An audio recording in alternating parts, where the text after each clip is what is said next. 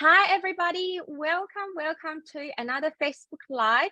So today I really want to talk to you about overcoming English anxiety to build meaningful connections with others.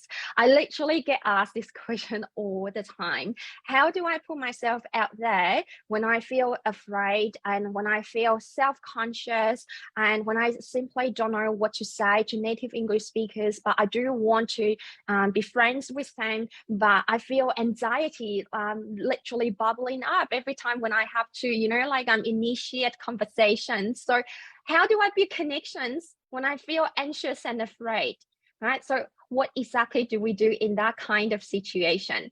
Now, there's so much to unpack when it comes to this topic, but today I want to share a few quick tips with you to help you take the very first step.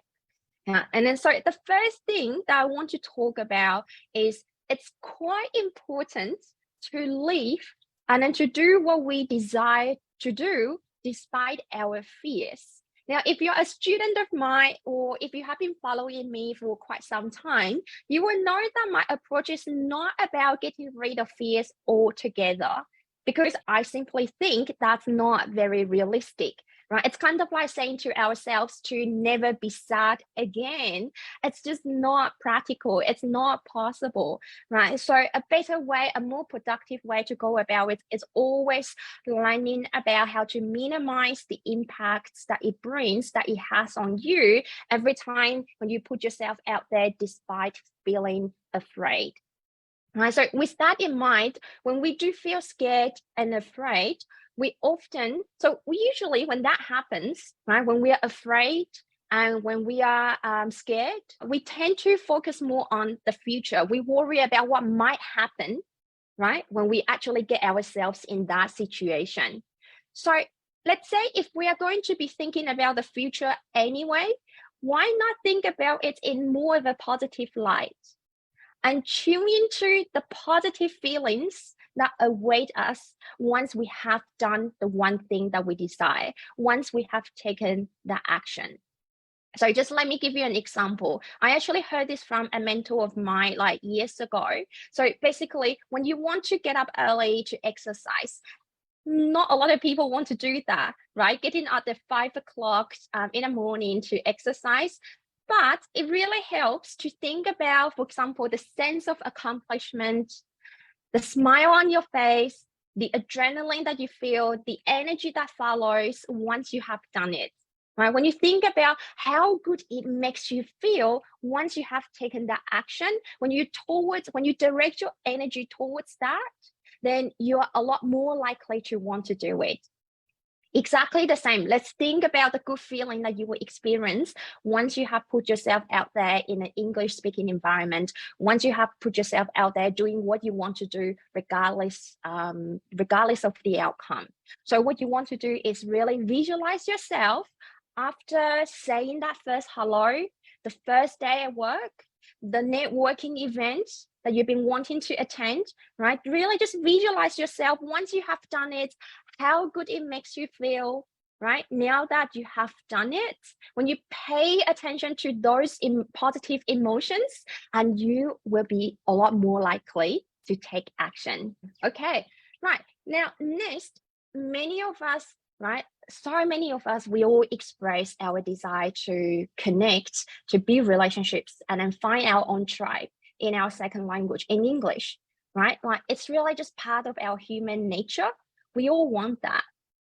However, not everyone has the courage to make it happen, right? So now here's the thing. If you truly, truly want to achieve your goals, you must become comfortable with being uncomfortable. I'm just going to say it again. You really, really have to master the skill of being comfortable with being uncomfortable. So you want to embrace the discomfort of saying the first hello, initiating conversations, asking questions in English when you need help, asking for support when you need support, seeking directions when you're lost. Right? So with each interaction, you will realize that it's actually not as daunting as you initially thought. And over time, once you have done it enough times, that it really starts to become your second nature.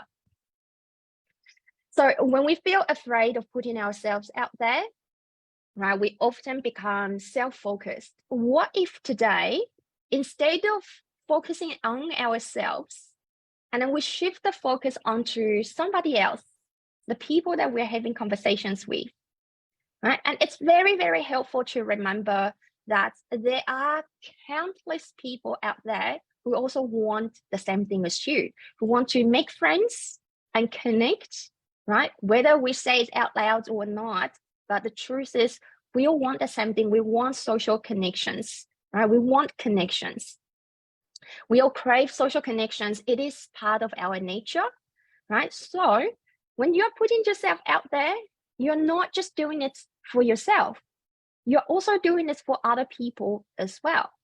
You're not just doing this for yourself, you're doing it for other people as well. So really just reflect on that perspective. How does this make you feel, knowing that your action benefits not only yourself, but those of other people who are seeking connections as well. So I hope this is resonating with you so far. I've got another tip that I want to share with you. So really just remember, when it comes to conversations or just interactions in general, right? Conversations should not just be about ourselves. It's not just about us, right? It's not about speaking perfect English, using flawless grammar, using impeccable words all the time, right? It's not about that.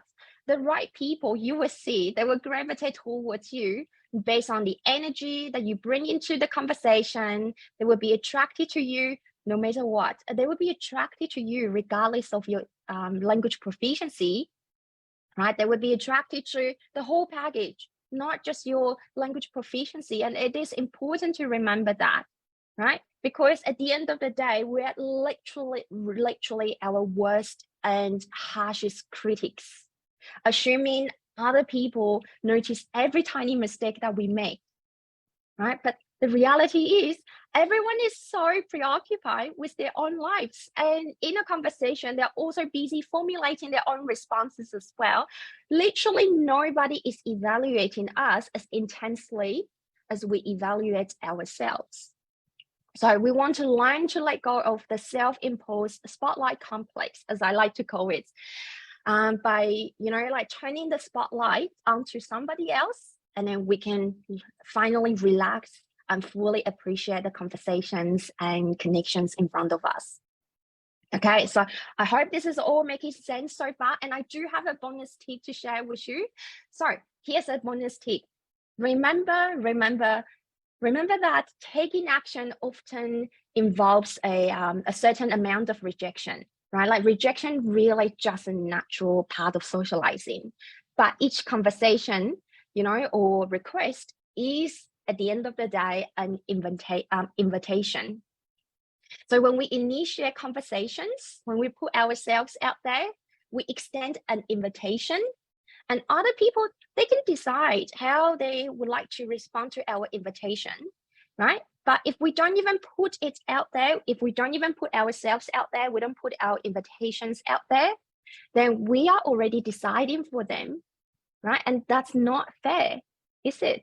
So really just like embrace the possibility of rejection, and then take the initiative, and then let people decide for themselves how they would like to respond to our invitation. So is this making sense to everyone? If you find these tips helpful, again, please type value in the comments. It's always nice to know whether this is making sense, whether people are resonating with what I have to share. So if you find the tips helpful today, please type value, the word value, in the comments. I would really appreciate that. And yeah, and then also if you find this useful, let me know as well. You can give it a like, or you can send me the message. And if you would like to learn more, you know where to find me, and always feel free to book a free consultation with me so I can get to know your situation better. And once I have learned about your situation more, then I'll be able to give you personalized strategies and then some initial resources that I can share with you as well. And if you're watching this from YouTube, you're going to be able to find the link in the description box. So thank you so very much for tuning in today, and I hope you enjoyed the rest of your evening, and I will see you again very soon next week. You take care. Bye.